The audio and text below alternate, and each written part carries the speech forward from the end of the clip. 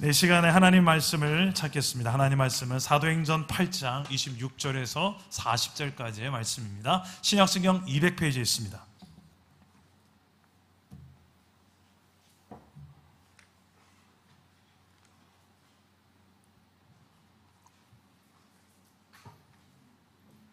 사도행전 8장 26절에서 40절까지의 말씀을 저 여러분이 한 절씩 교독하도록 하겠습니다.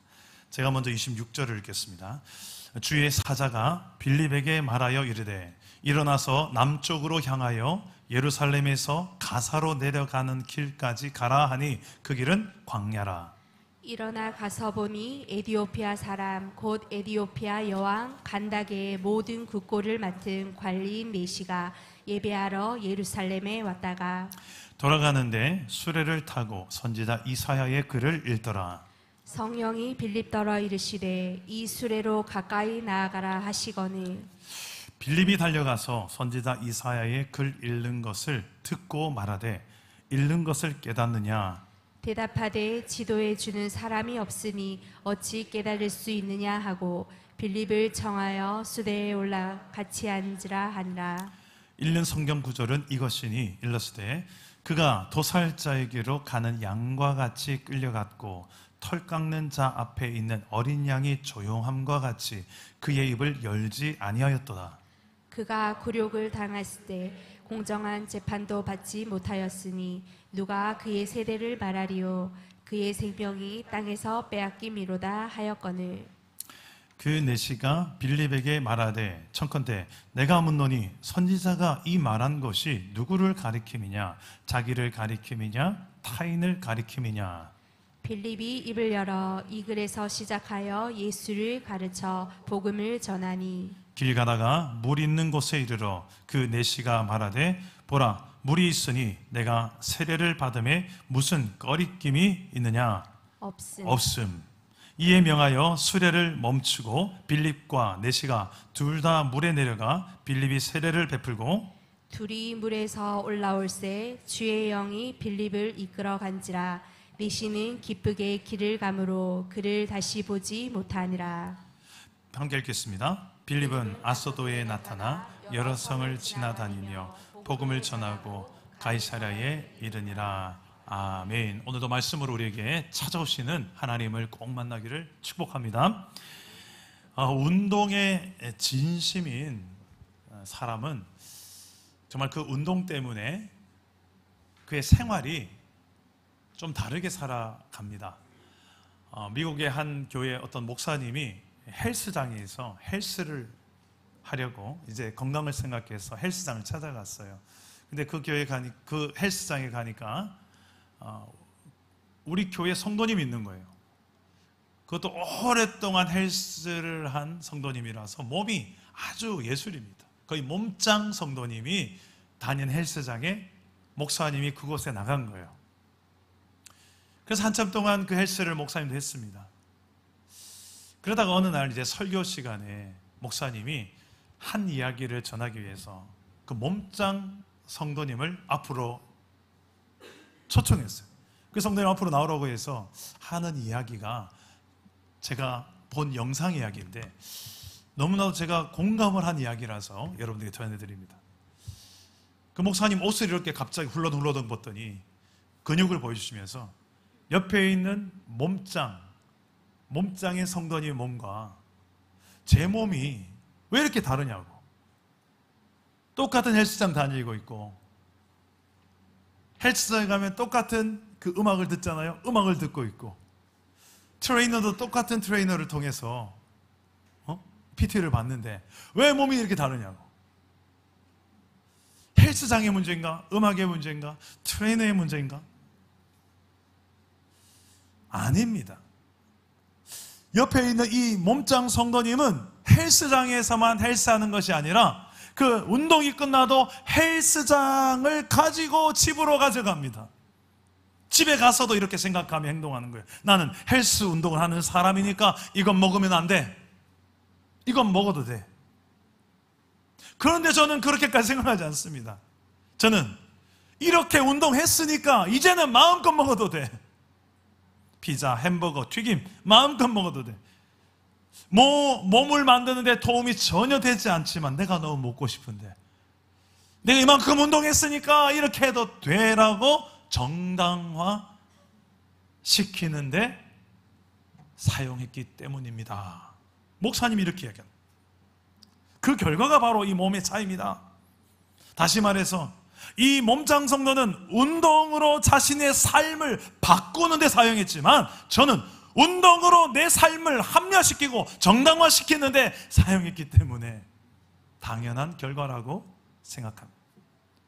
신앙생활도 마찬가지입니다. 교회를 똑같이 왔다 갔다 하지만 주일날에 나눈 이 성경의 말씀이, 주일날에 우리가 만난 하나님이 예배당 안에서 끝이 아니라 내 삶의 가정과 일터에까지 교회를 가져가서, 신앙을 가져가서, 하나님을 모시고 가서 거기서도 이건 먹어도 돼, 이건 먹어도 안 돼, 이 말은 해야 돼, 하지 말아야 돼, 여기는 가야 돼, 가지 말아야 돼, 내 삶을 변화시키는데, 내 가정을 바꾸고 내 일터를 바꾸고, 그래서 지옥 같은 내 가정을 천국으로 바꾸고 지옥 같은 내 일터를 천국 같은 일터로 바꾸는, 그게 신앙생활인 줄 믿으시길 바랍니다. 저는 이 목사님의 영상을 보면서 참 많이 공감을 했어요. 내가 주일 예배 드렸으니까 이제 한 주간은 내 마음대로 좀 살아도 돼.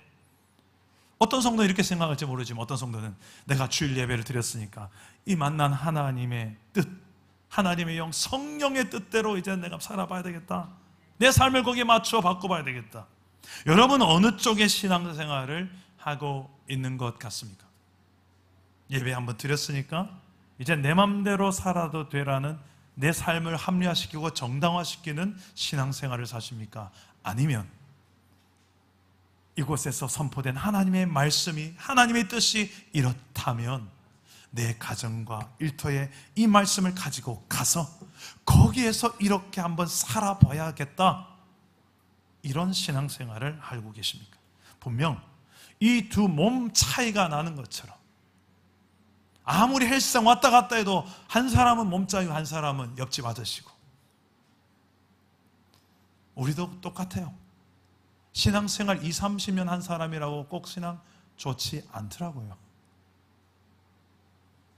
죄송한 이야기지만 목사들 세계에서도 다 똑같은 목사가 아니더라고요.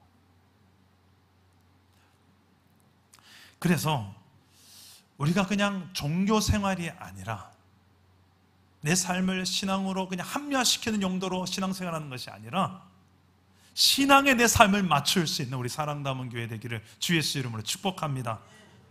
그렇게 살면 어떤 결과가 임하는가? 천국 같은 삶을 이 땅에서부터 영원토록 살게 되는 줄 믿으시기를 바랍니다. 천국이 죽고 나면 그때 내가 제대로 경험해야지. 이 땅은 세상을 즐기다 가야지. 세상 노세 젊어서 놀아. 좀 더 즐기고 좀 더.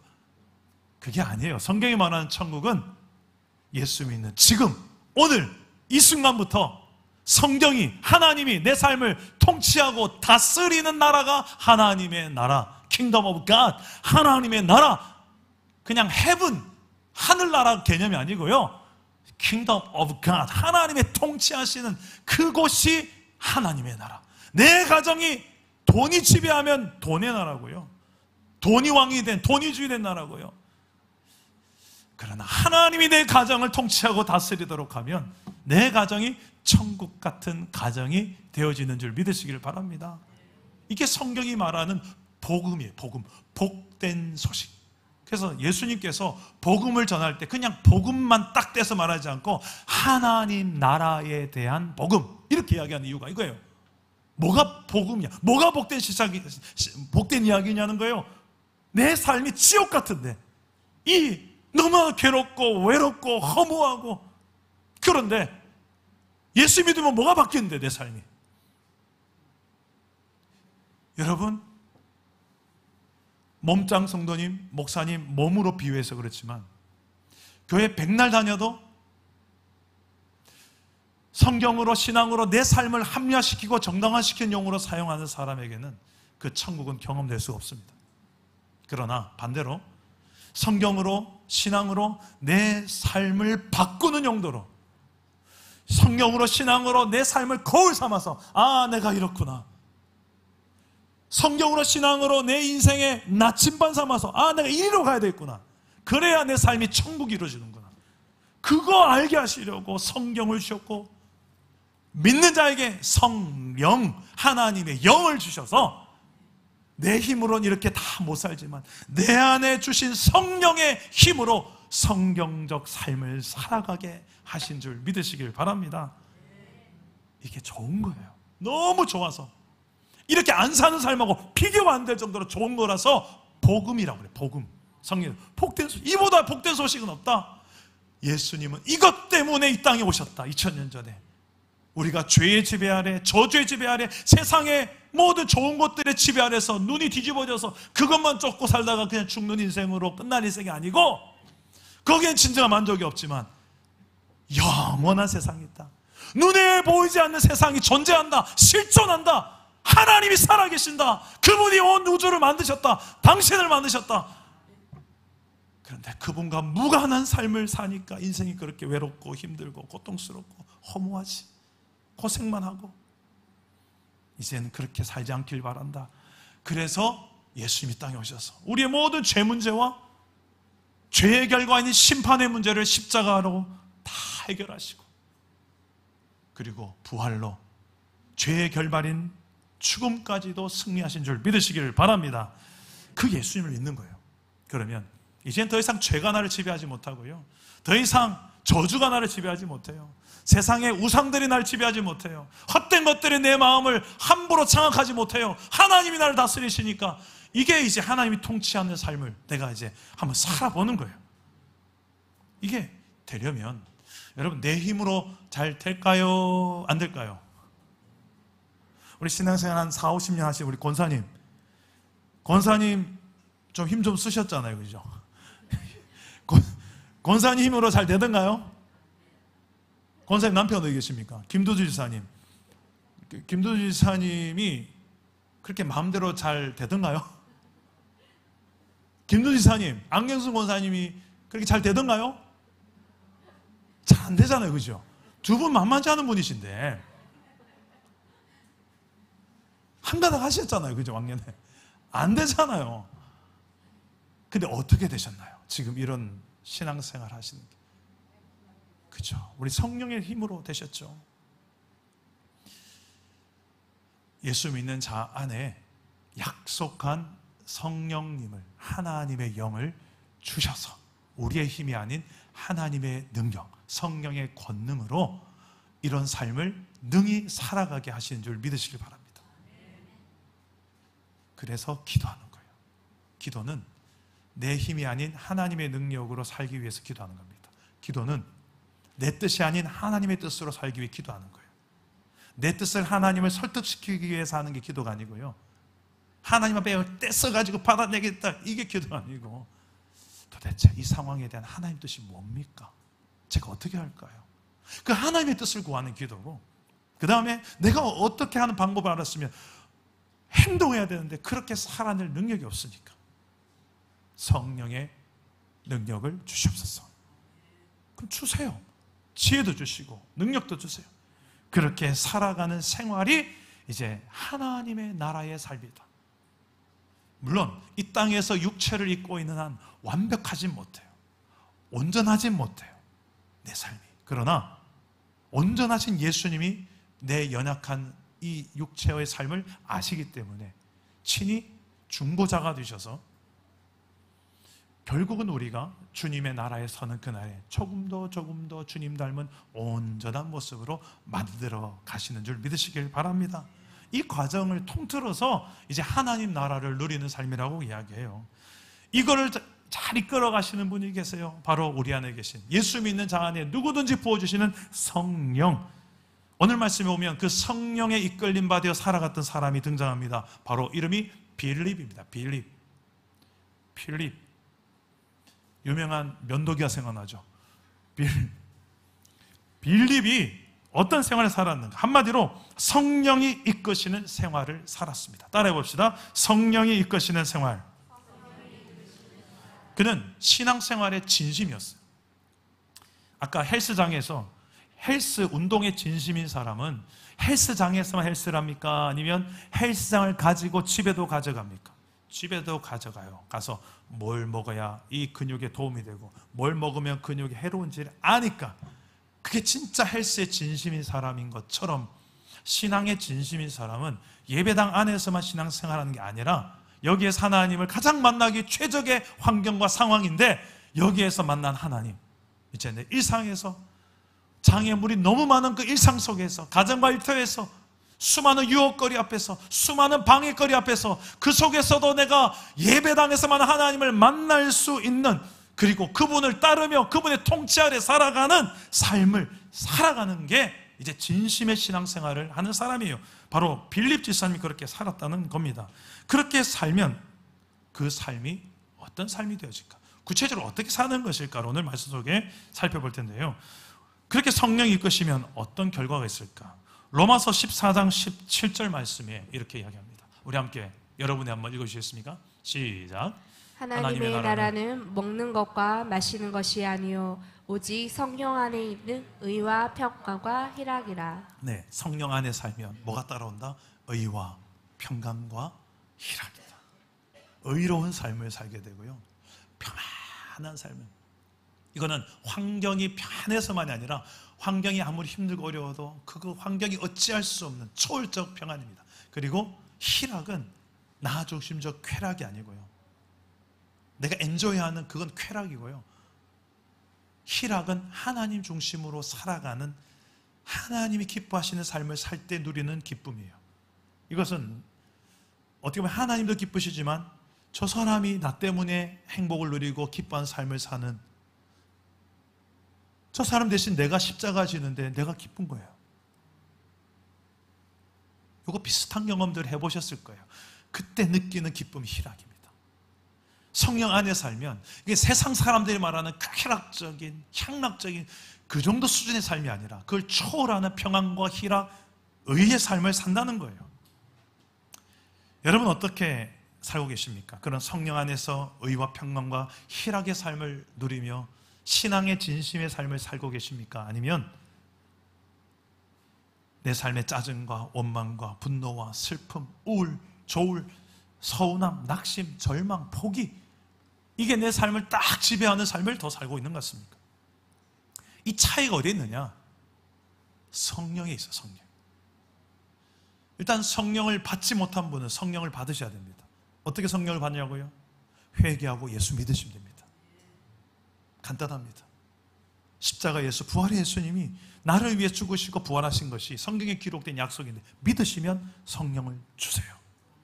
이제 성령이 나를 이끌어 가시고 주도하는 삶을 살기 시작하면 내가 이끌어가고 주도하는 삶은 비교가 안 되는 삶을 살게 되는데요, 그걸 경험하기 위해서라도 한번 성령을 받으셔야 됩니다.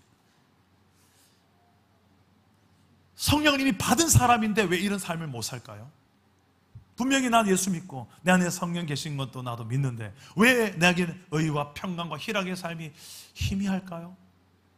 그건 성령으로 충만하지 않기 때문입니다. 충만하면 이런 거예요. 사이다를 따릅니다. 제가 이런 소리 내면 술을 생각하는 분이 계신데 사이다입니다. 사이다를 따르면 어떻게 됩니까? 좀 많이 차면 어떻게 돼요? 거품이 넘치면 어떻게 해요? 제일 먼저 뭐가 나갑니까? 입이 쭉 나가지고 이렇게 해본 경험 있죠? 그죠? 그게 충만이에요. 그게 충만. 흘러 넘치는 상태. 그러니까 부족한데 겨우 나눠가지고 니추면 내 뭐 남을까? 이거 걱정하는 상태가 아니라 흘러 넘치니까 이거 넘치는데 그릇 없나? 그릇 가져와. 이게 충만해요. 그러니까 내 안에 너무 성령님이 가득하니까 이거 누구한테 좀 흘러가야 돼 이게. 그걸 찾는 사람의 상태예요. 그런 사람 만나보면요 충전이 되는 만남이 돼요. 방전이 아니라. 성령 충만한 사람 만나서 커피 마셔보세요. 비판적인 소리 안 해요. 뒷담화 이런 거 안 해요. 하나님 나라 언어로 가득해요. 내가 살아나요. 그게 성령 충만한, 왜 그러냐면 성령은 하나님이시니까 하나님의 언어가 내 입에서 흘러간다 생각해봐요. 그 사랑의 언어가, 치유의 언어가, 회복의 언어가, 위로의 언어가, 복음의 언어가 건드려 툭 건들면 이게 나가는 거예요. 그 사람하고 사귀어야지. 사귀려면 그 주변에 내 주변에 두세 사람, 친한 두세 사람을 보면 그 사람의 수준을 안다잖아요. 그렇다고 해서 우리가 믿지 않는 사람을 만나지 말라는 거 아닙니다. 근데 용도가 다르죠.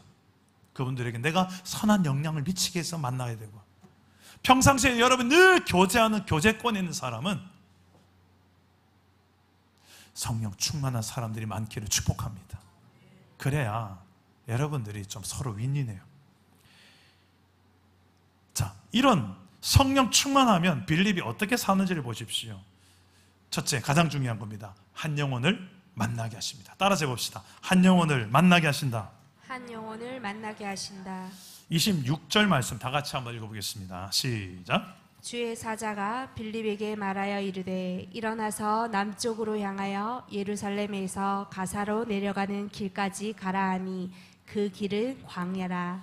자, 빌립 집사님을 성령님께서 하나님이 이끌어 가시는데 어디로 이끌어 가시는가? 광야로 이끌어 가요. 광야는 물이 없는 곳이고, 광야는 사람이 없는 곳이고, 광야는 사람이 살 수 없는 곳입니다.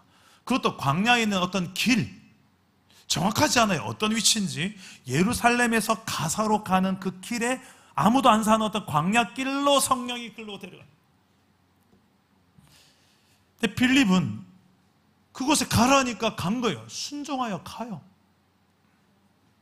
거기 갔더니 누구를 만나게 하실까요? 27절, 28절입니다. 다 같이 한번 읽어봅시다. 시작. 일어나 가서 보니 에디오피아 사람 곧 에디오피아 여왕 간다게의 모든 국고를 맡은 관리인 네시가 예배하러 예루살렘에 왔다가 돌아가는데 수레를 타고 선지자 이사야의 길을 읽더라. 자, 만난 사람은 에디오피아 나라의 여왕의 중요한 이제 신하입니다. 에디오피아 나라 모든 국고를 담당하고 책임지는 고위관직이에요.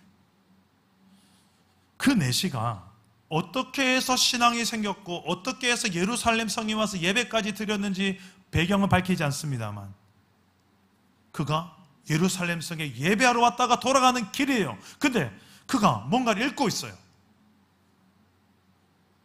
성경을 읽고 있습니다. 성경을 읽고 있는 그를 만나게 하신 이유가 무엇일까요? 그 한 영혼에겐 에디오피아 네시에게 없는 것, 빌립 집사님에 있는 것, 이것을 주기 위해서입니다. 빌립 집사님이 있지만 에디오피아 네시에게는 없는 게 뭘까요? 바로 예수 그리스도입니다.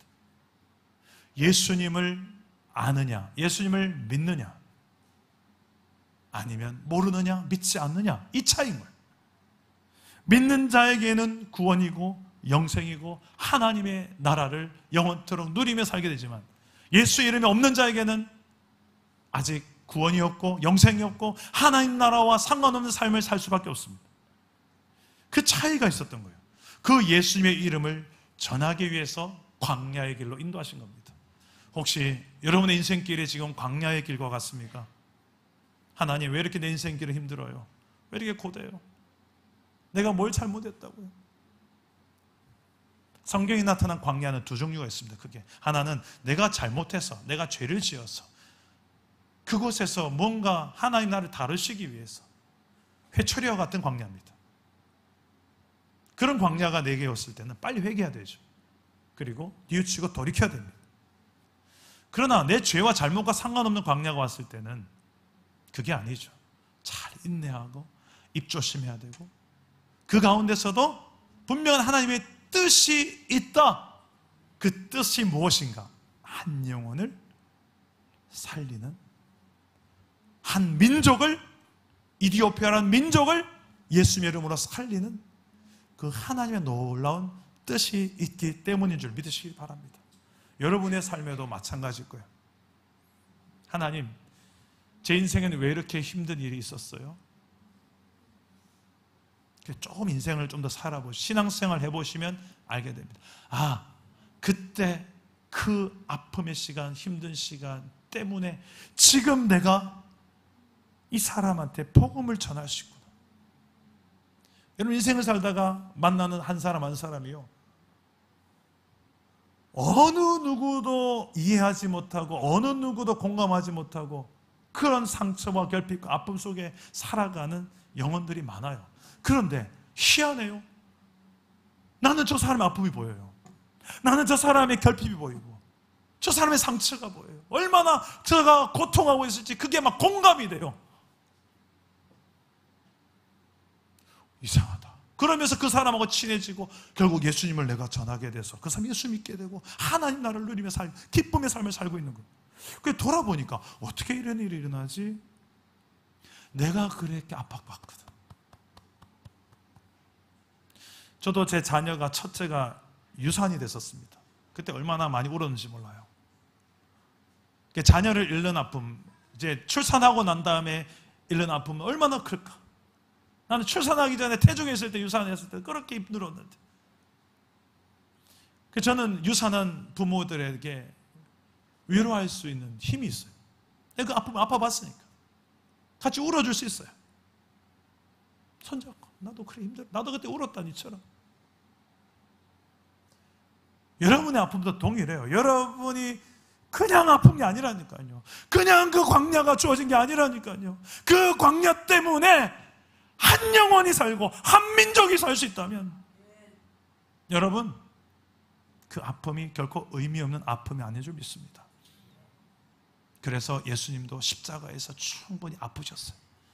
아무 죄가 없는 예수님이 저와 여러분을 위해서, 온 민족을 살리기 위해서 당하는 고통, 아픔이었기에 충분히 아플만 하셨다라고 생각하시고 그 길을 걸어가셨어요. 이제는 우리 차례죠.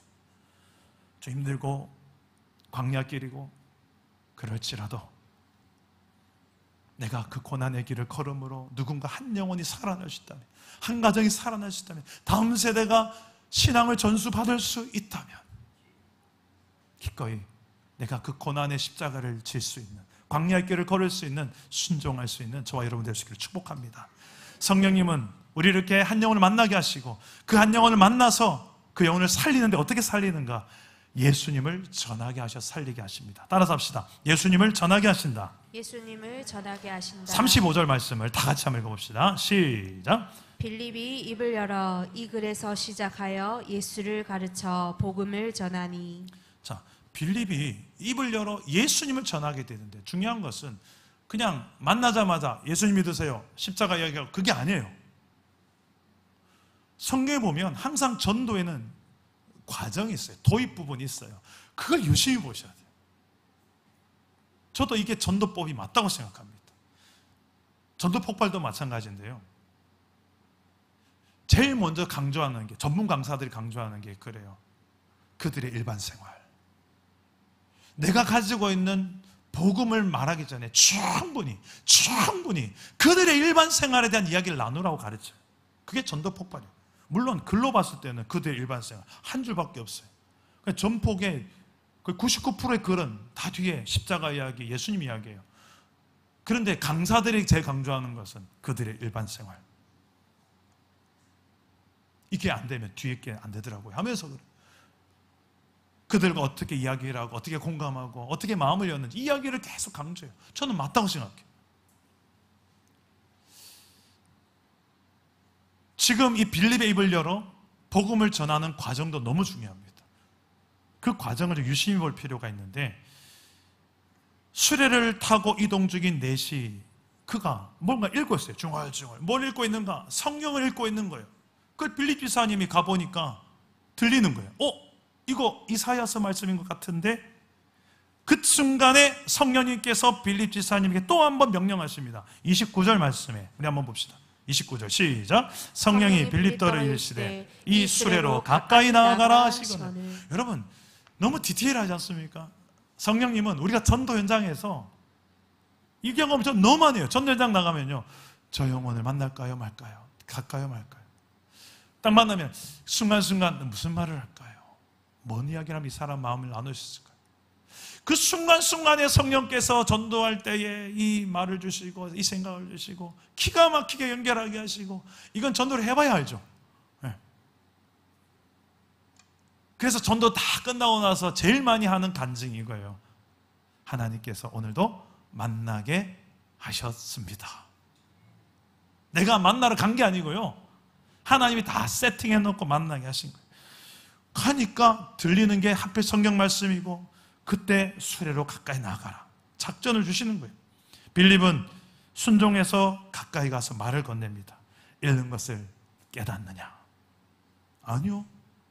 이걸 지도해 주는 사람인데 내가 이걸 어떻게 깨달을 수 있습니까? 특히 내가 지금 읽고 있는 이 부분 좀 올라와서 마차를 타고 좀 도와주십시오. 그러면서 예수님을 전하는데, 그 읽고 있는 성경 본문이 너무 기가 막힌 본문이에요. 어떤 부분이었는가? 우리 오늘 말씀 32절에서 35절 말씀인데, 한번 여러분들이 읽으면서 지금 누구를 가리키는 구약 성경의 말씀일까 한번 생각하면서 읽어보시면 좋겠습니다. 32절에서 35절입니다. 시작. 읽는 성경 구절은 이것이니, 일러스되 그가 도살자에게로 가는 양과 같이 끌려갔고, 털 깎는 자 앞에 있는 어린 양이 조용함과 같이 그의 입을 열지 아니하였도다. 그가 굴욕을 당했을 때 공정한 재판도 받지 못하였으니 누가 그의 세대를 말하리요? 그의 생명이 땅에서 빼앗김이로다 하였거늘. 그 내시가 빌립에게 말하되, 척컨대 내가 묻노니 선지자가 이 말한 것이 누구를 가리킴이냐? 자기를 가리킴이냐? 타인을 가리킴이냐? 빌립이 입을 열어 이 글에서 시작하여 예수를 가르쳐 복음을 전하니. 자, 이 말씀에 말하는 이 고난당하는 사람은 누구이냐? 이 누구를 가리키는지 우리는 알죠. 누굽니까? 예수님. 오실 예수님을 약 700년 전에 이사야 선지자를 통해 고난당할 예수님, 십자가에 죽을 예수님을 예언한 말씀이 바로 이 본문이에요. 근데 이 본문을 그가 읽으면서 도대체 누구를 가리키는 말씀인가? 이 질문을 하는 거예요. 여러분, 이 상황을 뭐라고 말하면 좋을까요? 밥상 다 차려놓고 이제 밥만 드시면 됩니다, 이거예요. 나는 그냥 그분 예수님입니다. 그분이 얼마 전에 오셔서 이 땅에 오셔서 이렇게 사시다가 십자가에 죽으시고 3일 만에 부활하시고 40일 동안 부활한 몸으로 많은 수백 명 사람들에게 증거로 보여주시다가 승천에 올라가신 예수님입니다. 전하기 너무 좋죠. 이 예수님을 전하기에 너무 좋도록 세팅해 놓으신 분이 누구십니까? 하나님이시죠. 성령 하나님이시죠. 이것을 성경으로 보통 이렇게 표현합니다. 하나님이 섭리하셨다. 하나님의 섭리라고 얘기합니다. 이 섭리란 단어는 그냥 단지 우리는 뭔가가 잘 힘든 상황 속에서도 하나님의 뭔가 좋은 뜻이 있을 거야, 이 정도로 해석하는데, 로마서 8장 28절 말씀을 우리 한번 읽어봅시다. 하나님의 섭리가 뭔지 한번 읽어봅시다. 시작. 우리가 알거니와 하나님을 사랑하는 자 곧 그의 뜻대로 부르심을 입은 자들에게는 모든 것이 합력하여 선을 이루느니라. 네. 모든 것이 합력하여 선을 이루느니라. 이건 한 번씩 TV를 보다가 방송에도 종종 나오는 표현이죠. 믿지 않는 사람들도 아는 표현이에요. 예수 믿는 사람들은 모든 것이 합력하여 선을 이룬다. 지금 너무 힘든 상황인데도 결국 좋은 쪽으로 가게 될 거야.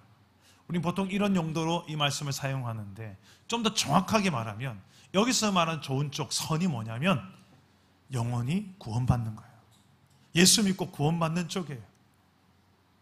결국 이 내시가 구원받도록 하기 위해서 성령께서 이미 다 세팅을 해두신 거예요. 그리고 성령께서 빌립 지사님을 거기 가게 하셨고, 그가 성경을 읽고 있는 그 타이밍에 만나게 하셨고, 그리고 다가가게 하셨고, 나누게 하셨고, 복음이 증거되게 하신 줄 믿으시길 바랍니다. 그래서 전도는 내가 하는 것 같지만 알고 보면 내가 하는 게 아니라 누가 하신다? 성령님이 하신다. 선교는 내가 하는 것 같지만 내가 아니라 알고 보면 누가 하신다? 성령님이 하신다. 우리는 그분의 통로일 뿐이에요. 순종만 하면 되는 거예요. 오늘 예배 후에 우리 교회에서 낚시대회가 있습니다. 이게 문화사역팀에서 지난번에는 볼링 대회를 했었는데 이게 문화적인 종목들을 바꿔가면서 성도들끼리 좀 문화로 교제도 하고 동시에 아직 교회를 나오지 않는 믿지 않는 주변의 이웃들과 함께 교회 다니는 사람들과 함께 교제하면서 교회 다니는 사람들 참 좋네, 이런 문화를 나누면서 우리의 삶이, 우리의 인격이, 우리의 변화된 삶이, 우리 안에 있는 복음이 직간접적으로 문화를 통하여 흘러가기를 소원하는 이런 관계, 사랑의 관계를 통하여 흘러가기를 바라는 마음으로 하는 거잖아요. 오늘도 보니까 약 한 25명이 가는데 그 중에 3명이 교회를 아직 안 다니는 사람이에요. 할렐루야. 우리가 처음 교회 나갈 때도 생각해 보면 예수 잘 믿으려고 교회 나온 사람들 그리 많지 않아요. 보통 어떻게 나옵니까? 어릴 적 이제 친구가 교회 가자 하니까, 과자 준다 하니까, 선물 준다 하니까 따라갔고, 또 교회 나가면 또 이쁜 누나가 있어서, 율동 잘하는 이쁜 누나가 있어서, 또 멋진 오빠야 때문에, 크리스마스 이브, 올라이트, 문학의 밤 이런 것 때문에 그냥 교회 한번 갔다가 좋네 해서 계속 다닌 경우가 얼마나 많습니까? 그런데 그렇게 다니다가 어느 날 수련회 갔다가 갑자기 기도하다가 이 사람 입에서 방언 체험하고 뭐지? 부흥회 갔다가 집사님이 갑자기 병이 확 고쳐져서 이게 뭐지? 성령을 체험하고 진짜 하나님이 살아계시구나, 이렇게 뒤집어지는 이런 역사들. 그러니까 이 한 사람이 예수를 믿게 되기까지, 변화되기까지, 성령으로 살아가는 사람이 되기까지 그 모든 과정 속에 하나님이 일하시는 과정, 이걸 하나님의 섭리라고 그래요. 저는 오늘 이 낚시대회도 하나님의 섭리 가운데 있는 줄 믿습니다. 그런 관점으로 문화사역을 하는 거예요. 오늘 오는 3명이 이런 하나님의 섭리 가운데 구원의 방향으로 한 걸음씩 나아가게 되는 오늘 하루가 되기를 주님 이름으로 축복합니다. 마지막으로 이 성령이 이끄는 삶은 하나님께 영광 돌리는 삶입니다. 따라서 해봅시다. 하나님께 영광을 돌리게 하신다. 하나님께 영광 돌리게 하신다. 36절인데 다 같이 읽어봅시다. 36절과 37절입니다. 시작. 길 가다가 물 있는 곳에 이르러 그 내시가 말하되 보라 물이 있으니 내가 세례를 받음에 무슨 거리낌이 있느냐. 37절 없음. 없음을 읽으셔야 됩니다. 이 없음을 저는 성경 군데군데서 발견하는데 이걸 볼 때마다 더 은혜가 돼요. 솔직히 이게 번역되고 우리 손에까지 오기까지 원본 4번이 우리까지 오기까지 얼마나 많은 손이 있었겠습니까?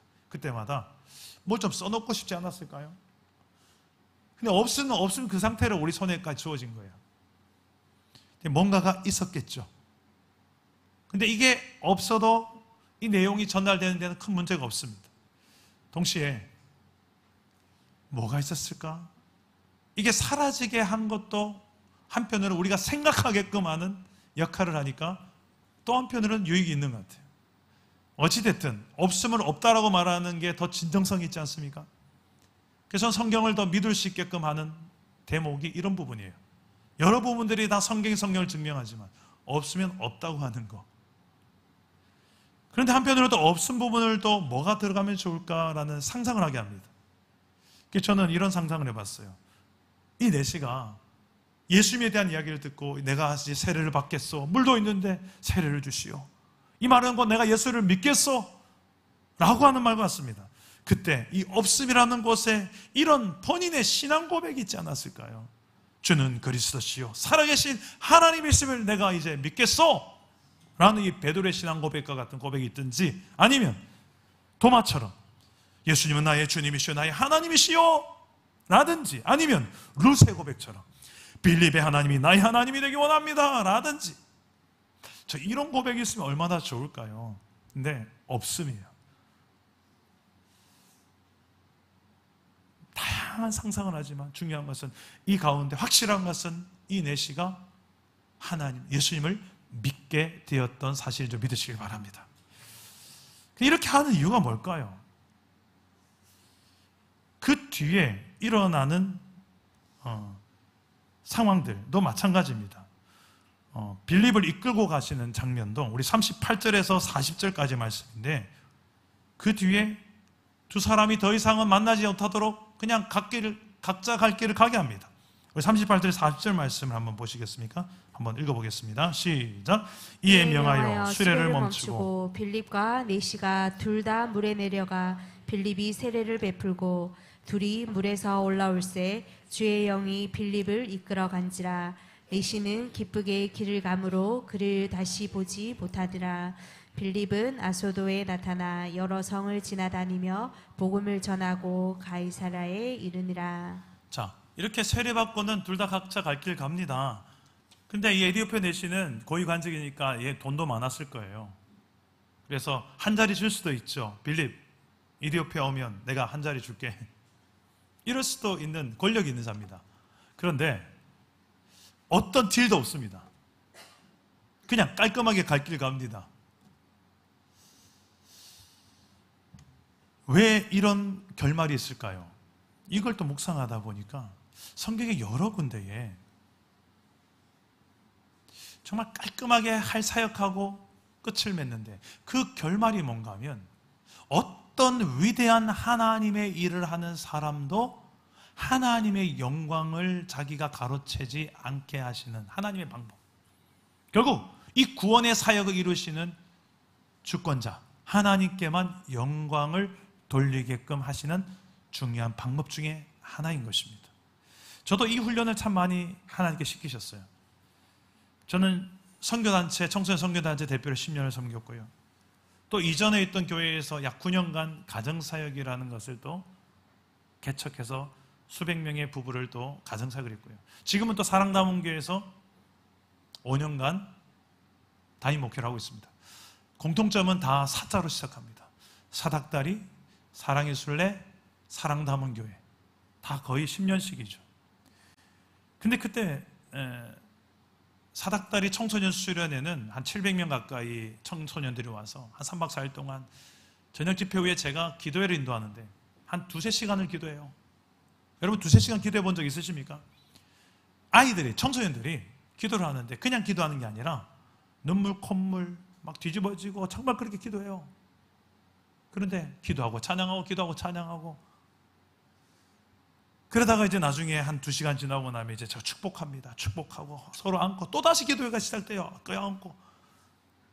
그러다가 이제 또 이젠 축제 찬양을 부릅니다. 그러다가 또다시 또 기도해요. 그러다 한 2-3시간 그냥 가요. 새벽 1시까지 갈 때도 있고요. 청소년들이 그렇게 기도해요. 여러분, 그런 기도회를 한 10년간 제가 이제 청소년들 사역 여름, 겨울로 이렇게 몇 차씩 하고 나면요, 어떤 생각이 드는지 아십니까? 야, 참 내가 좀 대단한가 보다. 이근준 목사가 좀 대단한 사람입니다. 야, 내가 이렇게 마이크 잡고 기도 인도하면 야, 저렇게 다 뒤집어져. 청소년, 저 뗀뗀한 애들이 막 뒤집어서 같이 기도하고 난리가 나는 거예요. 미친 듯이 뛰면 찬양하고요. 저랑 같이 가요.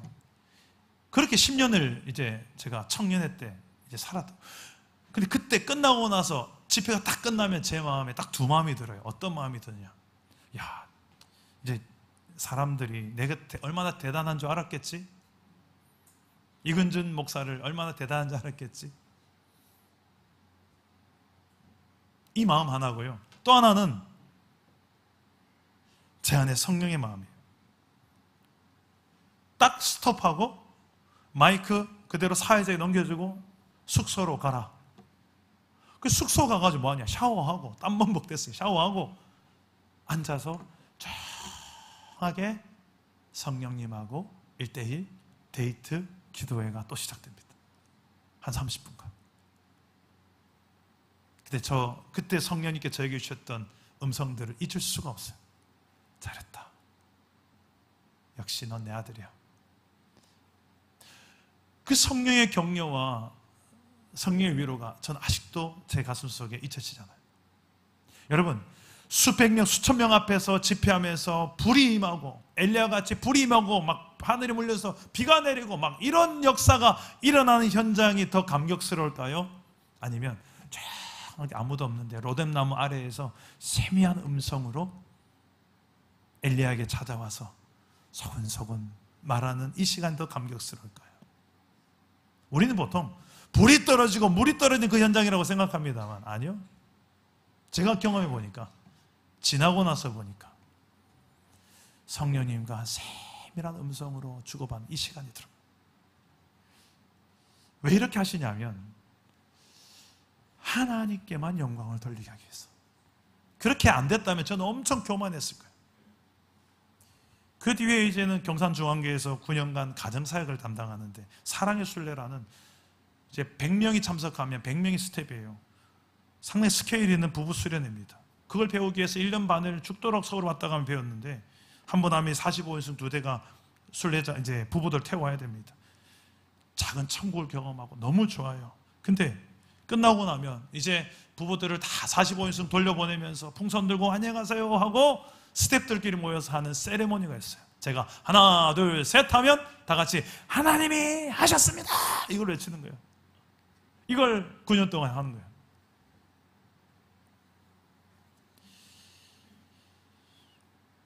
이제 사랑담은교회 똑같은 사자로 저는 이 사랑담은교회 불리겠죠. 그 중에 3년이 코로나, 지금 5년째 우리가 지금 여기까지 왔는데 정말 궁금하고 기대됩니다. 하나님이 어떻게 하실지. 저는 이번 송구영신 예배 때 지금까지 저 혼자 했는데 이제 여러분과 같이 해보려고요. 하나 둘 셋 하면 어떻게 한다고요? 하나님이 하셨습니다. 한번 해볼까요? 하나 둘 셋, 하나님이 하셨습니다. 그래요. 그게 성령을 따라 살아가는 생활이에요. 성령이 이끄시는 삶은 이런 겁니다. 우리 자막을 한번 띄우시겠습니까? 첫째, 따라해 봅시다. 다 같이 시작. 한 영혼을 만나게 하신다. 둘째, 예수님을 전하게 하신다. 셋째, 하나님께 영광 돌리게 하신다. 이렇게 살면 결과가 뭔가? 8절에 보면 그 성에 큰 기쁨이 있더라. 39절에 보면 똑같습니다. 둘이 물에 올라올 새 주의 영이 빌립을 이끌어간지라. 내시는 어떻게? 기쁘게. 진정한 기쁨이 내 삶을 지배해요. 짜증, 원망, 분노, 슬픔, 우울 이런 게 다 떠나가요. 왜? 그분이 통치하시고 이끌어가시고 다스리니까. 마귀는 항상 우리를 불면증으로 막 가인을 내게 하고 어떻게 해서든 어둠의 세상 우리가 허덕이게 하지만 성령님은 기쁘게 하신 줄 믿으시길 바랍니다. 나만 기쁜 게 아니라 나 때문에 저 사람이 기쁜 거예요. 저 가정이 기뻐지고 우울증이 떠나가는 역사가 일어나고. 누가 하신다? 성령이 하신다. 성령의 이끌림 받는 교회가 가는 곳마다 이런 일이 일어나는데, 여러분 예배당 안에서만 헬스하는 이게 아니라 어디도 헬스장을 가지고 어디로 가라? 내 가정과 일상으로 가라는 거예요. 여기만 예배당이 아니에요. 여러분의 일상 속에 가서 예배당을 가지고 가셔야 돼요. 거기에도 하나님 임하시고 모든 슬픔을 떠나가게 밀어내고 기쁨으로 하나님만 주신 진짜 기쁨으로. 이게 선교적 교회예요. 우리의 삶이 이런 성령이 이끄는 참 기쁨을 나누는 우리 공동체 되어지기를 주 예수 이름으로 축복합니다. 우리 함께 찬양하고 기도하겠습니다. 따스한 성령님 마음으로 보내. 우리 함께 이 찬양하고 기도하겠습니다.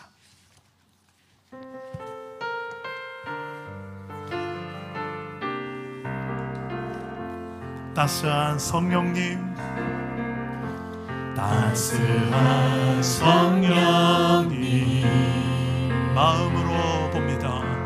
마음으로 보내. 내 몸을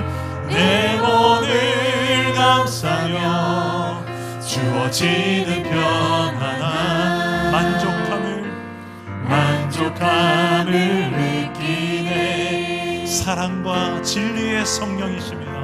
사랑과 진리의 한 줄기 빛을 보내. 한 줄기 빛 보내. 내 몸을 감싸며 주어지는 평안한 그 사랑을 느낍니다. 그 사랑을 느끼네. 부르신 곳에서 부르신 곳에서 나는 예배하네. 어떤 상황에도 나는 예배하네. 부르신 곳에서 나는 예배하네. 어떤 상황에도 나는 예배. 부르신 곳에서 나는 전도하네. 부르신 곳에서 나는 전도하네. 어떤 상황에도 나는 전도하네. 부르신 곳에서 나는 전도하네. 어떤 상황에도 나는 전도하네. 내가 걸어갈 때 길이 되리라. 내가 걸어갈 때 길이 되고 살아갈 때 삶이 되는 그곳에서 예배하네. 내가 걸어갈 때 길이 되고 살아갈 때 그곳에서 전도하네. 그곳에서 전도하네. 부르신 곳에서 나는 예배하네. 어떤 상황에도 나는 예배하네. 부르신 곳에서 나는 전도하네. 어떤 상황에도 나는 전도하네. 기도합시다. 하나님, 내가 성령에 이끌려 살아가는 삶을 살아가게 하여 주옵소서. 한 영혼을, 복음 필요한 한 영혼을 만나게 하시고 문자, 카톡, 전화하게 하시고 그 영혼에게 하나님의 사랑을 꼭 입으로 말하지 않더라도 내 섬김으로, 사랑으로, 선물로, 그와 함께하는 시간으로 예수님의 사랑을 전하게 하시고, 하나님 기회를 주시면 내 입술을 벌려 예수님을 또한, 십자가 예수, 부활 예수를 또한 전할 수도 있게 하시며, 그 결과 하나님의 영광이 나타나고 하나님의 영광 돌리며 기쁨의 역사가 일어나는 그런 삶, 내 삶에도 일어나게 해달라고, 그런 선교적 교회로서 내가 살아갈 수 있게 해달라고, 성령이여 충만하게 나를 이끌어달라고 기도하실 때에 저를 따라하고 기도하겠습니다. 주여 은혜를 주옵소서. 주여 은혜를 주옵소서. 주여 성령 충만케 하옵소서. 주여 성령 충만케 하옵소서. 주여 성령으로 이끌어 주옵소서. 주여 성령으로 이끌어 주옵소서. 기도합니다. 하나님, 우리가 성령을 따라 살아가는 삶을 살기 원합니다. 한 영혼을 만나게 하옵소서. 내 주변에 복음이 필요한 한 영혼을 만나게 하여 주시고, 만나게 하시는 성령님을 따라 순종하며 그 영혼에게도 예수님이 들어가고 하나님의 통치가 시작되고 하나님께 영광을 돌리는 역사를 나타나며 하나님만 주시는 참된 기쁨의 역사들이 나타나게 하여 주시옵소서. 부르신 곳에서 예배하고 부르신 곳에서 전도하며 그런 하나님의 나라를 내 삶에서 누리고 그 하나님의 통치가 드러나는 삶을 살아가게 하여 주옵소서.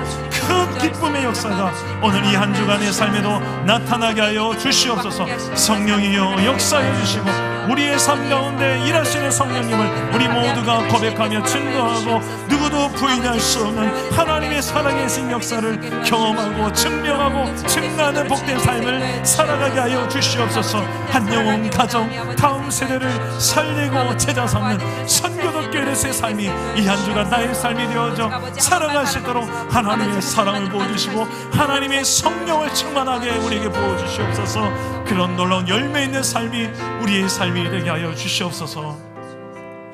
살아계신 하나님, 더 이상 우리가 고통 가운데 외로워하며 허무하게 살지 않도록 예수님을 믿게 하시고 예수님은 우리에게 성령님을 보내주셔서 성령이 이끄는 대로 살아갈 때 이 놀라운 기쁨의 역사를 맛보게 하시니 감사합니다. 나만 기쁜 것이 아니라 이제는 한 영혼을 만나게 하시고 예수님이 증거되게 하시고 하나님께 영광 돌리는 삶을 우리도 살아가게 하여 주시옵소서. 그리하여 내 삶에 만나는 모든 영혼들마다 큰 기쁨의 역사들만 일어나게 하여 주시옵소서. 예수님 이름으로 기도합니다. 아멘.